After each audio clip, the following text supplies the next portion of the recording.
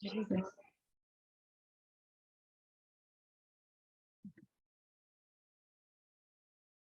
everyone. Good morning. Welcome to the webinar on college admission and scholarships. My name is Mari. I'm an admission counselor with Jupiter Education Services. College admission is a very long, daunting process. So we have tried to break it down into the different parts of it. So it's easier to, and also how to plan and pace it out. So in today's agenda, we will cover the pillars or the main components of college admission process. Guidance on major and college selection, how to approach scholarships and financial aid, a little bit about Jupiter Education Counseling Services, and then we'll end it with the Q&A.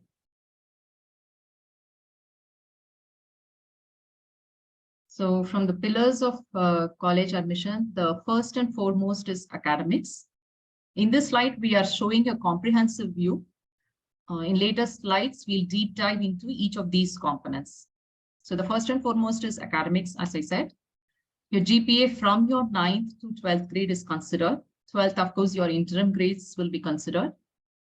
The level of the subjects that you take, the rigor of the subjects that you take, how many units you have taken, all of it counts. Then comes the standardized testing, where we'll cover SAT, ACT, PSAT, and NMSQT, which is National Merit Scholarship Qualifying Test. Then all the test policies, which is followed by different colleges. From a holistic perspective, we'll go over the extracurriculars.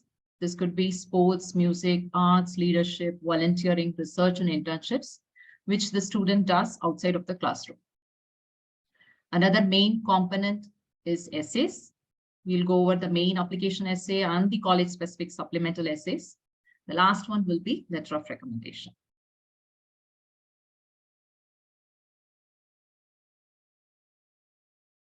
Academics GPA is the highest priority. So if you look at almost all the colleges, your GPA, as well as the rigor of the curriculum, the rigor of the courses that the students take, is very important for all of them. So it's very important for the students to focus on their academics from freshman year. It also shows throughout the high school years how the student has progressed, been consistent, or has put a lot of effort and improved their grades. It is recommended that the students take subjects aligned to the major if they've already decided, and also subjects that they are interested in. Again, from a major perspective, if the students can take the subject, for example, if they're pursuing biology as a major, they take higher level biology courses, either honors, AP, they all add weightage to the profile. It also shows academic grit and competence. It shows the passion of the student and also lets the college know that the student can excel in college at a college level course. AP, specific AP and IB scores, IB is International Baccalaureate Curriculum. So these specific AP and IB scores give college credits. So it could be AP at a 5 for a certain subject, may be given credit. And similarly for IB, SL, it could be 7. And then for HL, it could be 5 or 6 or 7. Again, by taking college credits, they save some time and money for the parents. The students also can skip the introductory courses and directly move to advanced courses because they have already earned credits. Colleges also list down in their websites for their academic admission requirements. These are their required courses and the recommended courses and how many units of each is required and recommended. So when, as part of the college research, it's advisable for the parents and the student to look at all these requirements from the college website. Class rank is also important for some colleges. One good example is UT Austin. Now moving on. So next is standardized testing. There has been a lot of talk over standardized testing in the last many years with COVID. SAT, ACT, both are standardized tests. SAT, it could be a little bit, the English section is a little bit difficult. ACT is a bit more time sensitive. So the best student can take some mock tests, decide which is the best standardized test for them, and then prep accordingly. Though many of the colleges have gone test optional, majority, there are few that are still test required, like MIT, Georgia Tech.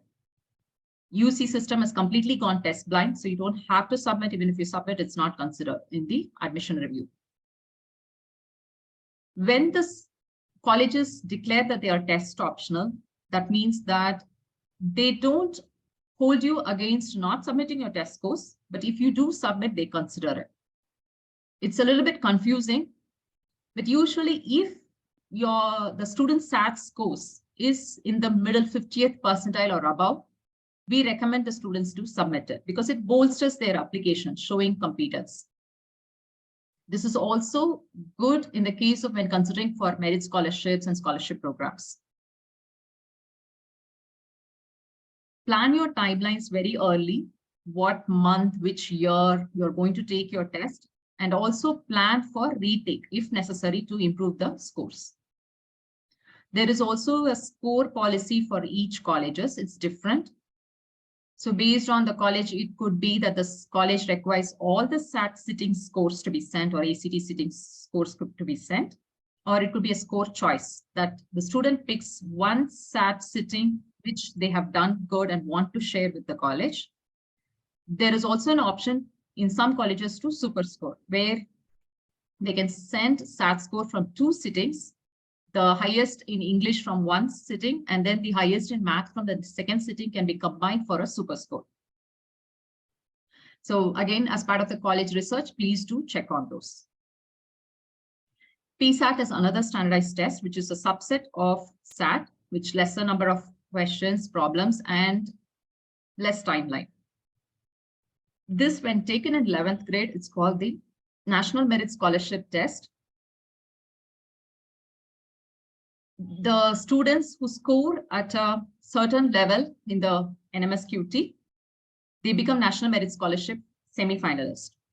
Now then they'll go through they'll apply with letter of recommendation, essays, and then they have a chance to become some subset of students who are really reviewed, and they may become National Merit Scholarship finalist.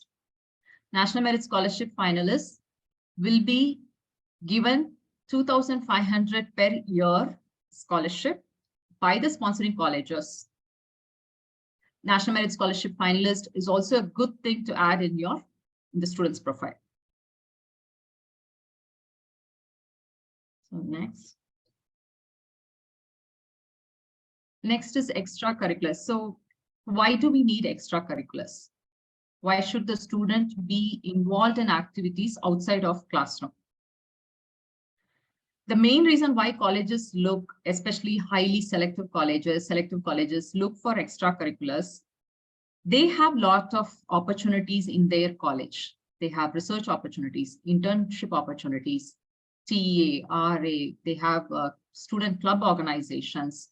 They want the student body to come and make use of all those opportunities other than academics also. So for the same reason, they want to see proof that the student was able to accommodate other activities, not just academics in their profile. Again, these can just be extracurriculars that the student has been pursuing from middle school and has just been continuing into high school. Again, it's not about how many extracurriculars, but what are the extracurriculars that is very close to their heart, they're very interested, passionate about it. How far can they take those extracurriculars? What impact can they bring with those extracurriculars? So that matters. One more reason why extracurriculars are important, the students are outside of their comfort zone when they are going through these extracurriculars, whether it is internship, employment, volunteering. They go through certain experiences, which are all opportunities for personal growth. This is also good content when they write their essays and prove to the colleges that, yes, they will be successful in college. Commitment to the cause over time showing impact and personal growth matters. There are different types of extracurriculars. It could be school sponsored, where the students can get involved in clubs, drama, debate, student council. Running for student council shows leadership, band, school newspaper, being editor or writing articles, varsity sports, math league and robotics FLL competitions. Are they competed at state, district, national level, international level? Community sponsor, volunteering like Meeti Seva, where there are a lot of opportunities for the student to get involved in their community, immediate community, and make a difference. Internship and employment is very good, especially if it is aligned to the major that they are planning to pursue. This also reassures to the student that, yes, this is the major I want to pursue. Shadowing is also another reason if the student is thinking of pre-med. And there are some independent activities like painting, programming, make their own website, online podcast and vlog, entrepreneurship, where they start their own NGO, start a new business, or they write a book, do research under a professor, and then they can publish it. So these are all extracurriculars that the student can pursue. Again, it's where the student is really interested, passionate, and then is able to be consistently dedicated and is able to pursue it to the extent that they can within their opportunities. Again, the student have to use their breaks very wisely to dedicate time for extracurriculars. Let them pace it out. The next important component is college essays. Essays are very important, especially for the highly selective colleges, which have less than 15% admit rate. There it's considered the importance is 25 to 30%. Essays are the way the students tell their story of who they are to the admission officers and also show that they will be successful in college. The other components in the application is all about what they have done. This is who they are as a person, what are their core values, what is their passion, how have they gone through obstacles, what have they learned through their experiences. So it's more of a personal anecdote. There is a common essay that goes to all the colleges through Common App or Coalition App or Apply Texas App. And there are college-specific supplemental essays. The college-specific supplemental essays can be about why major, why do you choose this college? It can also be around themes that the university cares about. It could be in their vision, motto, that you see it's either related to diversity, inclusion, related to leadership, civic discourse in case of George Washington. And then use Chicago, very innovative and creative prompts. And then sometimes it's about community service. For them, progress in service is their motto. Then they want to see their essay prompts are about that. How the student has made an impact, what does the student want to come and do in college, and all that. Most of the themes for the essay prompts are around these themes. Drive, again, it's about persistence. How did they come across any personal situations, circumstances, any obstacles that they stride over? What did they learn from that experience? How did they grow from the experience? Another one is intellectual curiosity, their interest and passion for one particular subject that they spend so much time in it and they pursue it in every direction that they can. Initiative, questioning the status quo, making change. Entrepreneurship. Contribution is about community involvement. How were they impactful? Why was it important for them to contribute to the community? Then the next one is diversity of experiences. All the colleges look for a diverse student body. They do want to see what each student brings unique from their experiences. So that is diversity. So this is more from the essay perspective. Again, 11th grade summer is a good time to start working on the essay prompts. The Common App essay prompts have not changed in many years. So the students can start working on the plan, the outline, the draft, revise it, review it with 2 to 3 people. Again, let them show and not tell their story. So by the time the application is open, they're ready. They can also work on their why major essays, which is very generic to all the colleges. Letter of recommendation. There are 2 to 3 letters of recommendation requested from most of the colleges. There could be 4, but that's optional. So the students have to identify 2 to 3 teachers who know the student very well, not just from academic perspective, but also from the class participation, how the student has improved over time, how the student helps peers in his classroom. It's more of class engagement. The teacher should know the student very well. So the student has a good communication with the teacher as well as the counselor. The counselor also sends a recommendation. Again, it's a good thing to let the teachers know by end of the junior year or early senior year, the teachers that they have identified letter of recommendation. So the teachers are aware of it and are submitted the letter of recommendation before the deadlines.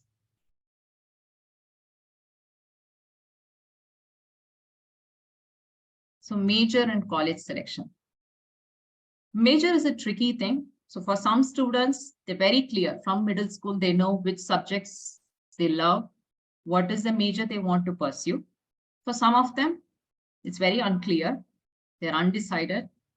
Few of them, they are conflicted between 2 majors. So there is some research that the student has to do. Like I said before, they can do some internships, employment, take some online MOOC courses related to their major, talk to people in the profession, understand the perspective, what does the career entail, and then even go research the programs directly in some universities. Look at the program, the courses that you study, what does then it lead to. So all this research helps in deciding and narrowing down the major for the student. Again, it's a good recommendation to try to decide by junior year, because junior year summer is when the student and the family will start working on the college list. From the college list perspective, again, there's a lot of research required. The research can be based on the major, which colleges are ranked how. GPA, SAT, and ACT, the middle 50th percentile, most of the universities will have it in their website of the previous year applicant pool statistics. So from that, you can gauge and compare it to the profile of the student and then make a match. The acceptance rate, whether the student is going to be in-state or out-of-state matters. Program concentration, what are the specializations under the program? Is there any program-specific requirements that the student is satisfying? Is there an honors program that the student is interested in? What is the geography that the family is looking for? Research and internship opportunities that the student can take during summers. What labs are there? What the professors, what kind of research they are doing? What kind of publication is happening? Is that something that the student is already interested in? Again, these internship opportunities during summer and experiences will help the student further for higher education or for employment later. There are student clubs from a non-academic perspective. Whatever the student is already interested in, they can pursue the same. Look at those student clubs also in the universities and research. This is also a good research from the perspective of writing why college essays. So you want to address it both from academic and non-academic perspective. Class size. Is the student comfortable with smaller class sizes, bigger class sizes? Financial fit, the last and important part for the family. What merit scholarships available? What is the need-based aid that the university provides? How much is the endowment? So yeah. With test optional, there are many students applying to many more colleges today. So our recommendation is apply to more colleges, minimum 15 recommended. After the college list is ready, decide on your EDEA strategy. ED is early decision, which you can apply only to one college. It's a binding decision. So if the college admits the student has to go there and withdraw from every other college. So it's good to assess the financial perspective before the family chooses the ED option. Early acceptance EA, you can apply to one or more. It's a non-binding decision. Again, ED and EA deadlines will be a little bit earlier than the regular decision. So students have to be very aware of that and apply before those deadlines. Always have a mix of reach, dream, target, and safety colleges. Highly selective colleges may have alumni interview. If the student is pursuing performing arts related majors, there is a portfolio that the student should have worked on throughout the high school. So again, the portfolio will also be submitted and there may be an interview based on the portfolio. What are the main deadlines to be aware of? August 1st, when applications open. November 1st to 5th is EAED deadlines. Again, there can be exceptions. For example, October 15 is EA engineering for Texas A&M. So again, look at those deadlines. Sometimes Common App dashboard will give you the deadlines. Merit scholarships may have some different deadlines. Again, from December 1st, RD. Again, it is very distributed. It would differ from college to college. January, February, it goes in, and sometimes the rolling is throughout the year.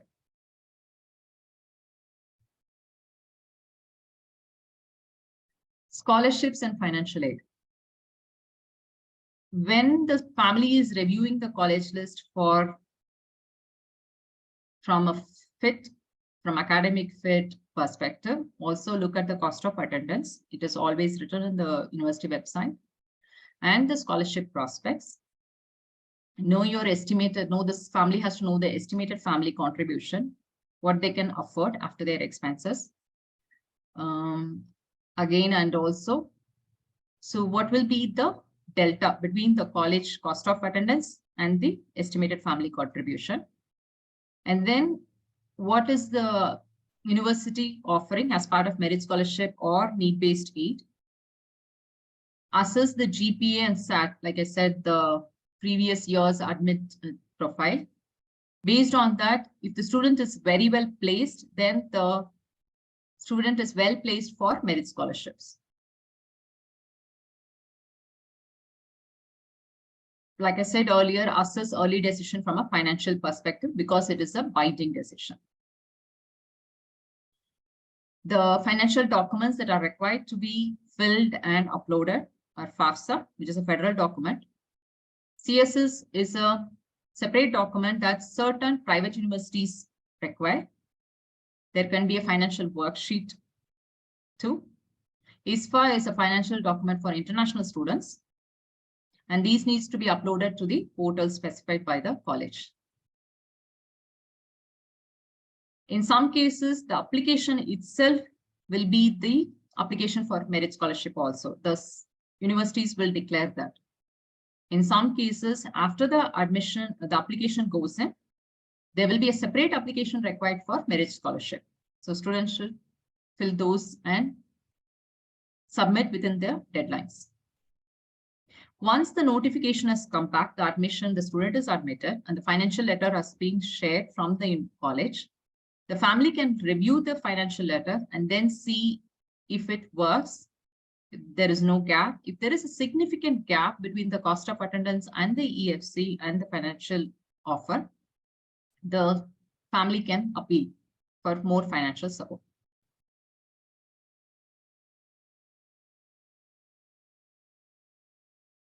So this is little about Jupiter Education Counseling Services. From whatever we have shared so far, we do help a very end-to-end with the whole process. We look at the student's profile, what the student has accomplished so far, what are the gaps, how can we fill those gaps, and then guide the student for the same. If the student is not sure about the major, we help with some exercises to narrow down the major. We provide a customized college list based on the student and family requirement. We also give guidance for essays, feedback, essay prep, content probing, all that, and resume and LOR guidance. We also help strategize for early decision, early action. We provide support with scholarship and financial documents, even with reviewing and uploading. There is a dedicated counselor working with the student and the family from the time they engage with us till the decision notification comes in. Other package services that we provide are expert essays review, essay prep workshops, research projects with leading professors, career counseling for major selection. These are some of the acceptances for our students in the last 2 years.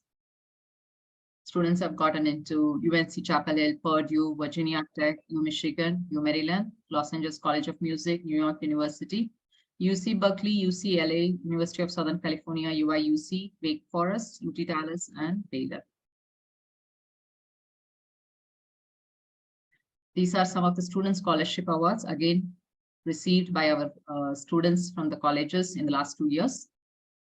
As you can see, the adjusted gross income, there is a myth that if you have a higher adjusted gross income, you may not be eligible for scholarships. That's not the case. As you can see here, there have been students with AGI 353K and got scholarship for 19.5 and ASSET 686 and still got some scholarship. And the majors were all varied. Again, test scores also, students with varied test scores were able to get scholarships.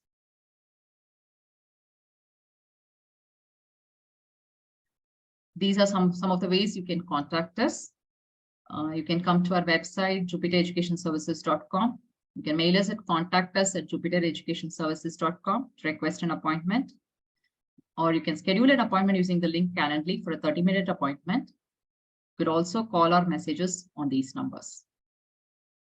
So with that, I open it up for Q&A. Thanks for listening in patiently.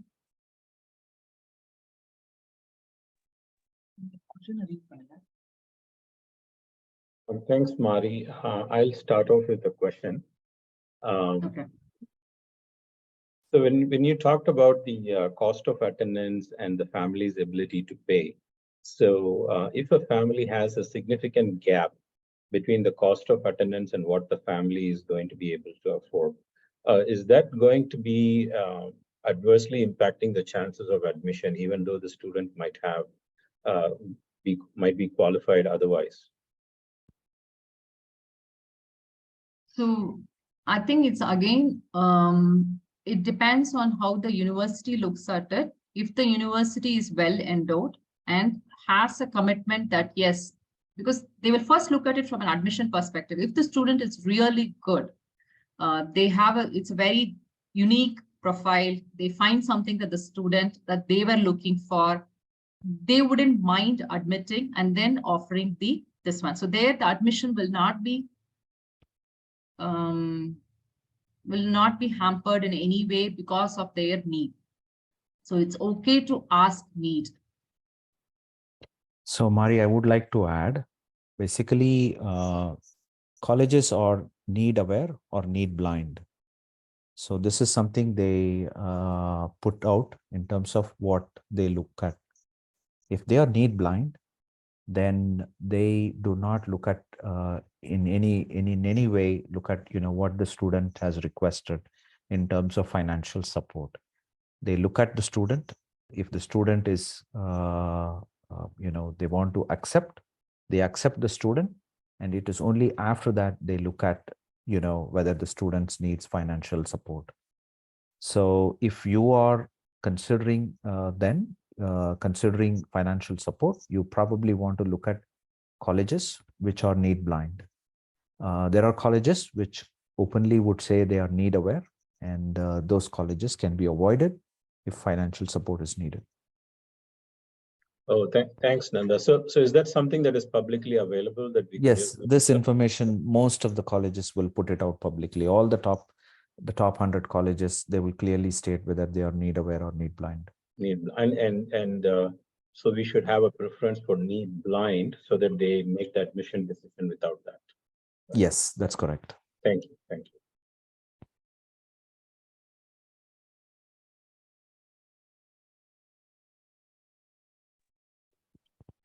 Hi, thanks for the session. I have a quick question. If a student is aspiring for UT Austin computer science as a major, what are the typical things they need to have in their resume? Yeah, like I said, UT Austin looks at class ranking at a very high level if the student is already in high school in Texas. So if they are at the top 6%, they do get high priority. So their GPA is important. And of course, they do look at leadership, employment opportunities that the student has taken. So for a profile perspective, they look at other things too.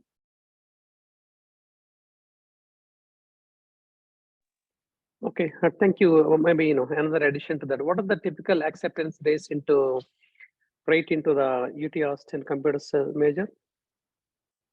No, I think this is data that you have to check individually.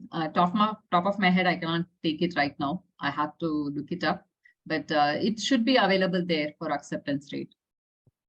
Yeah, one thing, Mari, I would add is UT Austin for computer science. I mean, it's a very top rated, very competitive. It will be The acceptance rates will be single digits. Thank you. Computer science engineering especially will be a very competitive program in most of the highly selected colleges. Hi, my name is Praveen. I have a question. Can I ask? Yes, sure, please. Yeah, is freshman year of my high school too early to start looking into this? Looking into college admission process? Yeah, just getting to know all this information is it too early, or I see here it was mentioned as junior year and senior year is freshman year to start understanding, or maybe look into this too early, or Junior year, they have to focus more on their academics, but they can still work on their extracurriculars and whatever they've already been passionate about, or if they are still starting up on some extracurriculars, they can start exploring those. So junior year is a good time to start. And sophomore year is the time when they start exploring their majors. So there is always, so because it's a full profile, these extracurriculars is the main thing and the GPA is the main thing I would want them to focus in their freshman year. Yeah, I have two more questions which are generic, so it's not specific to my kid, so it should be useful. One is looking at, I see that there's an importance for sports. So do colleges look at all 4 years of high school, or for a single sport? Let's say my kid is doing one sport for all 4 years, and let's say she's interested in another additional sport for, like, say, the sophomore, junior, senior. Will that count as much as the sport she is doing all 4 years? So commitment to a sport is always good, but sometimes kids are interested in 2-3 sports because they are maybe a very athletic person. It's all about how we present our story, how we weave our story and tell this college. So you can tell that the commitment, or how do you want to put it across? Okay, got it. I have a third quick question. I saw the other gentleman talk about class rank. My kid goes to an academy, there is no class ranking. So how do we deal with this ranking issue? So you can declare that in the application, telling the school does not do class ranking. That will not be held against you. They will do their own transmission of conversion from your GPA. So that's not a problem. Oh, okay, great. Thanks for the help. No, Mari, this is Dinesh again. I have a question. Yes, Dinesh. I recall that you were talking about the letters of recommendation from the faculty, right? Now, is it, and I think you stressed on the fact that there should be a personal relationship that is being addressed by the teacher when they're giving out the recommendation, and that carries more weight. Now, does it matter if the teacher is from, freshman, sophomore years, or is it preferred to have them from junior and senior years? No, full high school is fine, but at least one teacher should be from the junior or senior year. Okay. Thank you.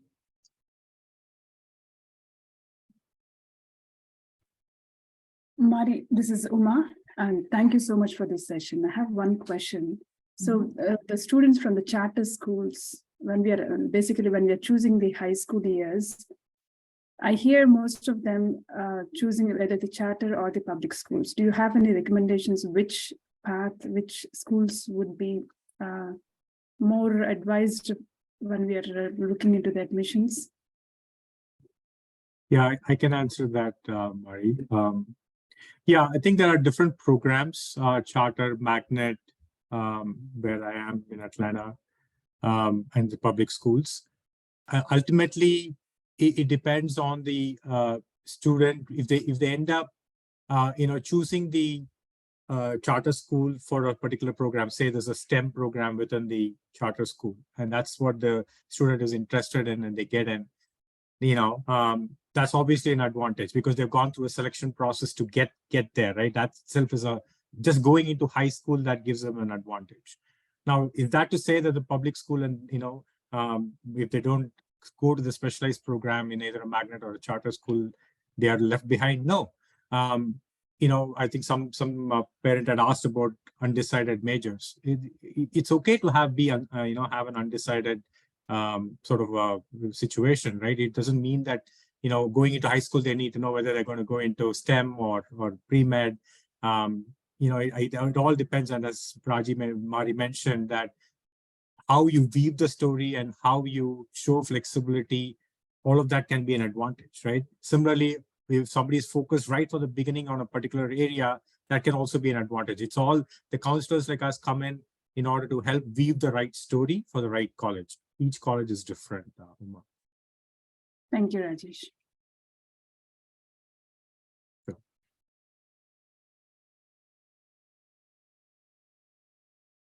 Are there more questions in the chat window? Hello, Mari. This is Priya here. Thanks for the informative session.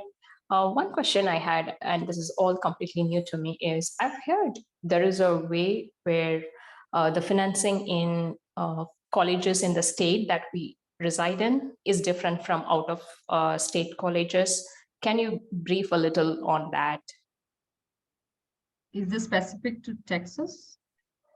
Not, I'm in Texas right now, but I'm asking that in general, if it's applicable to Texas or in general, like out of state when we are in Texas. So out of state, so when you apply, so there is a quota for the in-state students for some of the states. So depending on that, and private colleges, of course, there is no difference between in-state and out-state. So everybody is the same type of acceptance there. In case of public universities, again, like there may be a quota, there may not be a quota, but depending on some states, like Texas, it's pretty stringent that they take a lot of in-state, and then there is less, then there is a little bit of room for out-of-state students that they take in.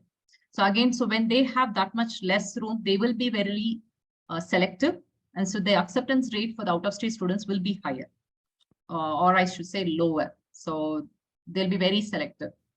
So we have to keep that in mind. The student's profile should be able to really stand out. Right. Okay, that's good. Sorry, go ahead.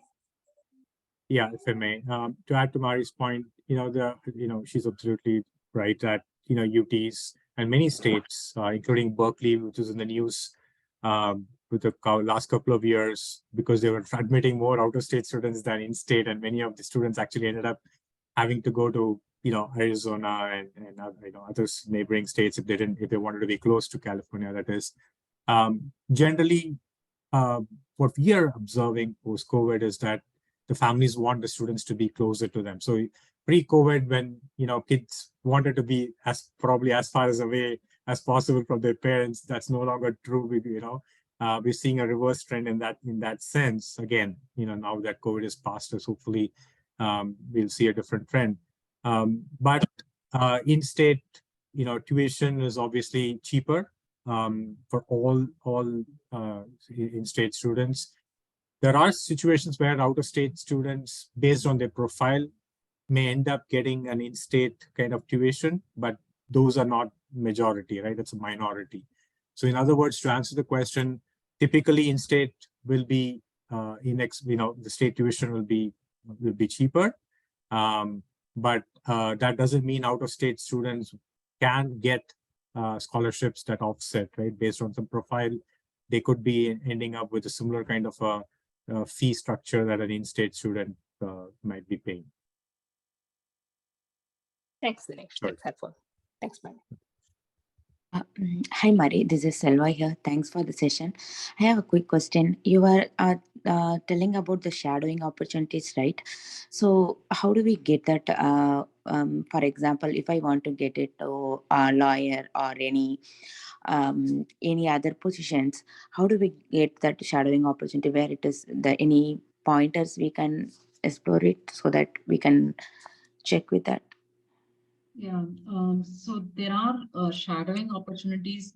So in general, internship, employment, shadowing, all of it, it's like you do have some internship websites that you continuously look forward to, and then like you keep looking if there are any opportunities opening up. Sometimes it's more of networking, whom you know that you can talk to them. Sometimes it's like about, so if a doctor whom you know that you can shadow, or a lawyer, or so it's more about networking. Again, it's if it's a startup that your friend is running and they can provide some internship. So because it's not like for high schoolers, there are not many opportunities available. For undergrads, there are, but not for high schoolers. So there a little bit of effort is required, both from the, maybe the family's help, parents' help will be required. Oh, okay, there is no centralized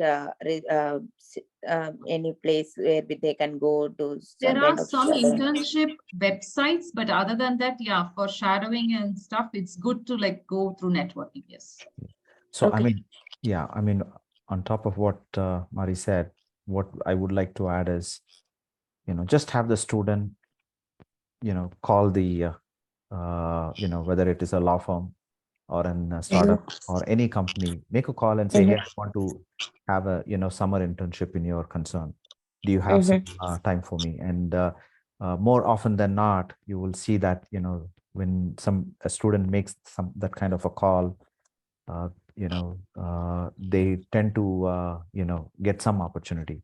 Even if they don't immediately have something, they will call the student back, in a couple of months saying, hey, I have some work for you, just come over, do this for me, and, that kind of a thing. So I would encourage students to not be shy, just make a call. And I'm pretty sure somebody will be there out there to help them with an, shadowing or an internship. Yeah, definitely. Yeah, even even I was thinking about that. How can we avail the shadowing opportunities? Yeah, yeah. Thank you. Hi, Yeah, this I is have a Bal. question. My name Bal. is Ravi. Question regarding general situation. My kid is going to a smaller academy inside a larger high school. So, if, so how does the ranking generally get calculated? Is it just inside the academy, or is it like overall high school ranking which is considered, even though he goes into the smaller academy inside a larger high school? No, it's in their high school. Where are they ranked? Okay. But it won't be, it will generally be at the high school level, not inside the academy level, right? Academy, it's generally like 50 kids. Yeah. So as part of the profile, you send what your student as your child has done. But when the school sends, as part of the application, right, the school actually sends their profile called a school profile, which goes to the admissions office of the college, and they'll be able to say and discern the fact that your child is in a special program within, like how so another parent had asked about the charter, right? So there could be a STEM program within, which is a very coveted program. So they'll get those details based on the profile that the school sends to the college. Because otherwise, when you just look at the ranking from either niche or great college, schools.org, it just has a general rating. It's the same thing with what you see with the college acceptance rate, right? Mari was mentioning about how UT Austin is in the single digits as far as computer science majors are concerned, but you won't find that information anywhere. It's counselors like us that know based on the students that we have counseled, right? Because otherwise it will tell you that there's an acceptance rate of 30%, 40%, but that's cutting across all of the majors. So similarly, when you look at the school, for example, where I live, there's a magnet school called Wheeler, which is has a very coveted science program, STEM program. But Wheeler, the school itself is outside the top 30 in the state, right? So how does the school, and despite that, majority of the students in the high school go to Georgia Tech, right? How does that happen? Because the student, as part of their application, the school also sends the profile back to the college, and it's true for not just in-state schools, or in my case, Georgia, Wheeler is in Atlanta area, but it also happens across, right? So the schools get to know, the colleges get to know the school's profile, and then they're able to discern where the student or the academic rigor stands. Okay, thank you. I have a question. Hello, my name is Ravi. Thanks, Mari and Rajesh, for having this session. So Rajesh, adding to the fact that you mentioned about the charter program, let's take an example where one kid went to the STEM charter program and another kid went to the public school. Could be or need not be a STEM part of the program. And when you mentioned that the school will send the profile, will the school also send the rank of the student, what the counselors or the teachers think? And if not, what are the chances of these two students getting admission into say Ivy League or highly selective? When you mentioned that the acceptance rate is 9%, if these two students, one from the charters and the another one from the high school, like what are the chances, like the second student should prove that they're the president of one extracurricular club and they did everything what they do, like isn't it so tiring to the student to allocate for the GPA, the extracurriculars, the president of the club and all these things? So the premise of my question is what exactly the student can showcase their strength. Good question. Again, the answer is that what Mari covered in the beginning. There are different pillars, different things that the student has to do in order to showcase their profile. Essays is always going to be subjective, right? How are you going to determine that somebody with a higher GPA has necessarily a better essay than the other? It also depends on what the school is looking for, right? The school few years earlier, they may have looked at a certain profile, and they also kind of change as the years go by in terms of how they look at their own setup or the kind of mix that they have, diversity. So it's that's where the counselors come in. We see the trend of what's happening in each of those colleges, and we are able to showcase a student, put their best foot forward, so to speak. To answer your other question, between relative strengths of a curriculum, right? It depends. If the student is a close second in a highly competitive sort of a curriculum within the charter school, the other student may be a topper in the regular program, right? The student who is the second, or maybe not even, there's no rank. Let's say there's no rank, but just the rigor of the program, like I said, in the Wheeler school that I know of, which is near my neighborhood, the regular program in Wheeler is very different from the magnet program. And so the magnet program has such a draw that many students end up going to the coveted colleges. So it depends on the strength of the curriculum. It also depends on where the student is in that class. So the last thing I would say is it depends. The college doesn't want to have may not need diversity comes into the picture, right? They don't want pack all of the top students in the class. They may look at more of a diversity, right? So it's possible that a student in a regular public program might actually get a preference to get into the college rather than somebody who's in a highly coveted program. So we've seen all kinds of flavors, really. We'll have to work individually with the student to figure out how to position the profile well. Yeah, one more thing I would want to add is that students should do anything at their comfort and pace, what they are interested in. They don't have to push themselves, force themselves. Let them do it because they are doing it because of the drive that they want to do it. If they're doing it, it's very coming it naturally to them. Let them do all those activities that they are interested in. Let them be involved. Again, so it all depends on so what profile the student has, and then like what are the colleges looking for. It could be a extracurricular is not like every college it makes it important for it. So again, you can pick colleges based on what your student profile is. So this is the general recommendation because this gives you more opportunities to apply to many universities.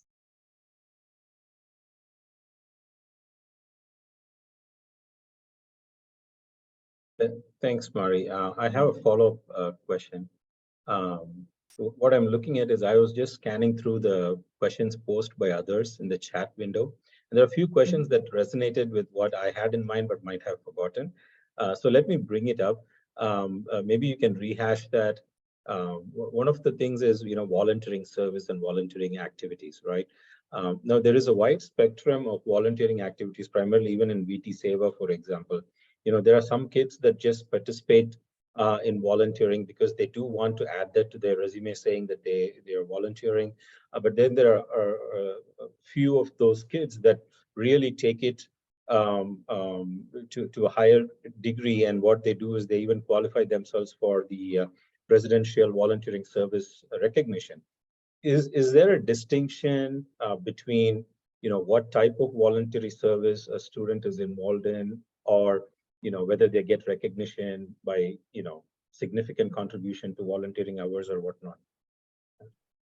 So nothing, something is better than nothing still. Okay. So if the student has taken the effort to go there, maybe they're going there because they have their friends there. So the student is like having a good time. At the same time, is also fulfilling that, okay, they are doing this service. So if they do, it is still good to add to their profile. Again, the next part will be how far can they take it? So if the students do get involved more and they are able to make an impact in their volunteering service that they are making, of course, it will stand out. But still, any service that they take time off from their academics, from their routine, and they are ready to go and donate the time for a service, it does count from the university perspective. Okay, thank you. And another question is, and I think somebody also posed a question here. You're talking about summer camps. One of the things that I heard from some of the parents is they were sending their kids to like paid sessions at universities. I don't know if that's a fad now.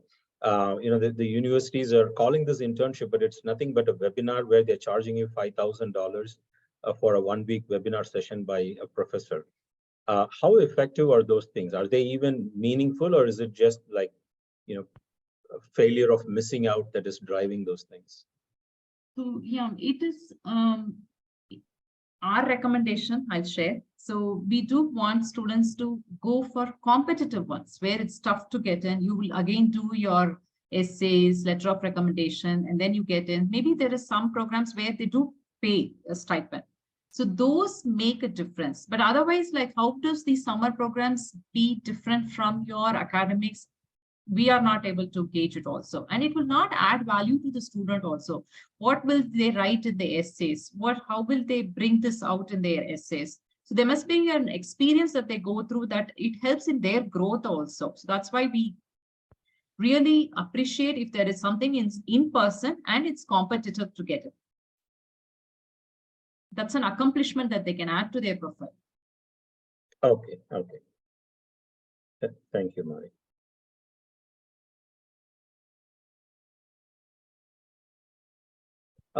I just want to address this to all the parents. So if you have any questions, I know we are a little bit over time, but I think if you still have questions, please feel free to chime in the next few minutes. So that way, we can get it addressed right away. Anyone? Hi, we joined a little late. Is there a possibility that we can get the presentation over the email and we can review it offline?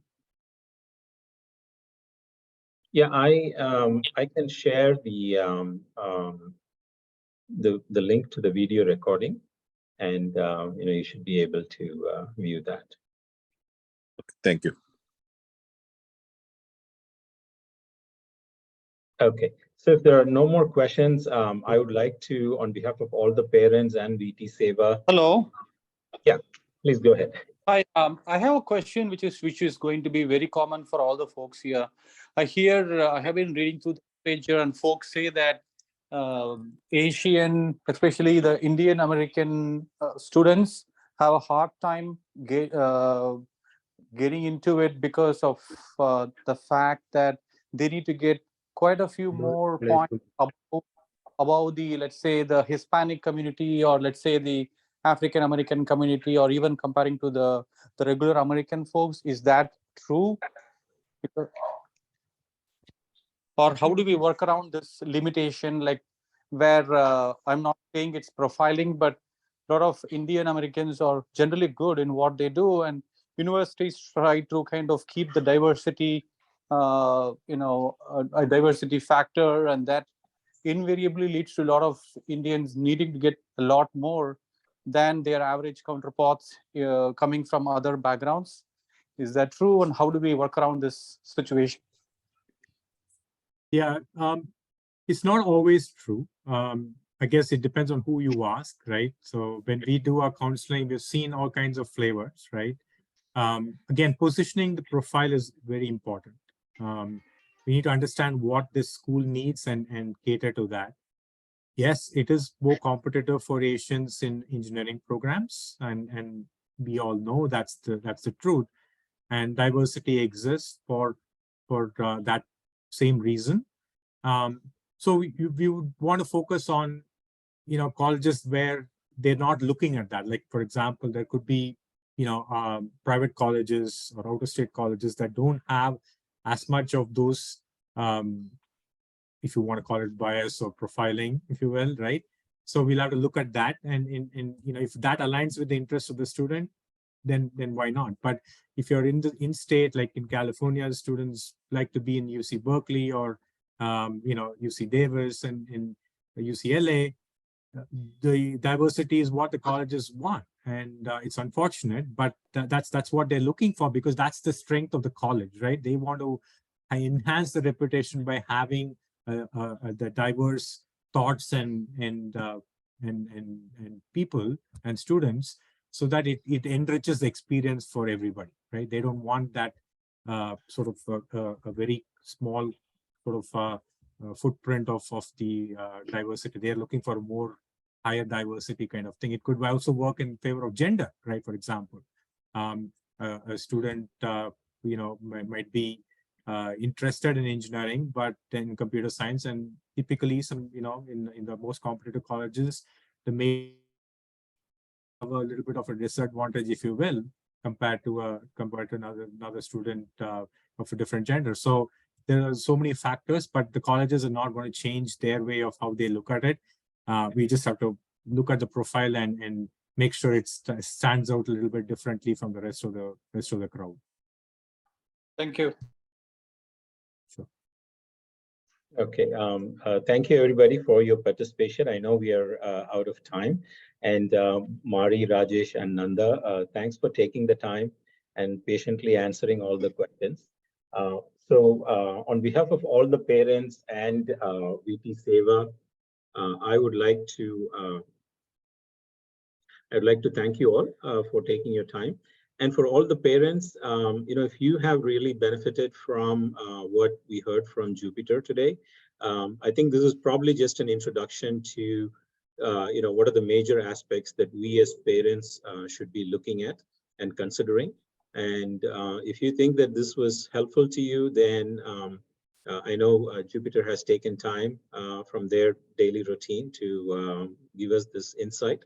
So it would be great if you could give a shout out to them on their social media handle.